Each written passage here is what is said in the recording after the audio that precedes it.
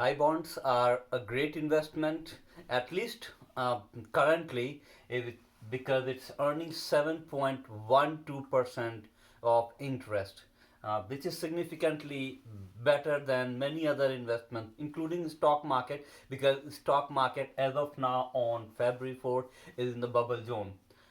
There's a limit though for $10,000. That's the max you can invest. So today I'm going to cover uh, what, what if you want to withdraw this I bond before its maturity. So what are the rules of the withdrawal?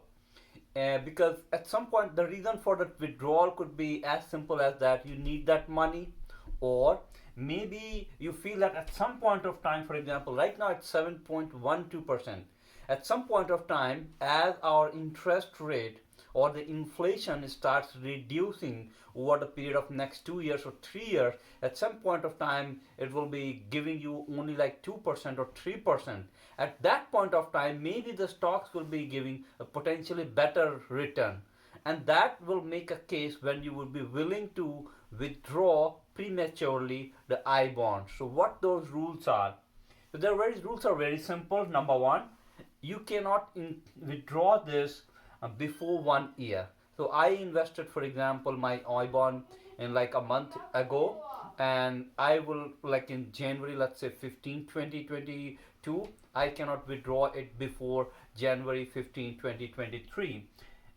And then the second rule is if you withdraw between 1 to 5 year, you will not get the interest for the last 3 months. So let's say you withdraw it at 18 months, then you get the interest only for first 15 months.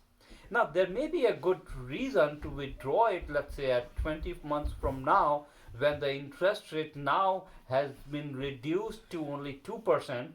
So you lose only interest of maybe for 3 months will be 2% divided by like uh, 2% multiplied divided by 12 multiplied by 6. So it's like 2% divided by 4, or maybe 0.5% for for $1,000 you lose like $50 of interest, but that's fine.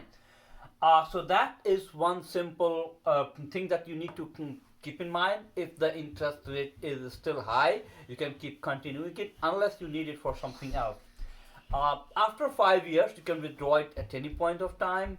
But the key thing you need to keep in mind is that you need to pay the interest on the pay the taxes on the interest you earn.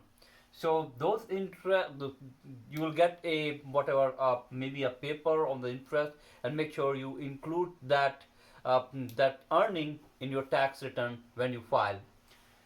So my suggestion would be to buy that I bond currently, hoping that you do not need that money for next 1 year or so. If you have that kind of money sitting idle in your bank account, keep it for a year and then keep looking for when the interest rate goes down, withdraw it and then invest it somewhere else. I hope this helps you.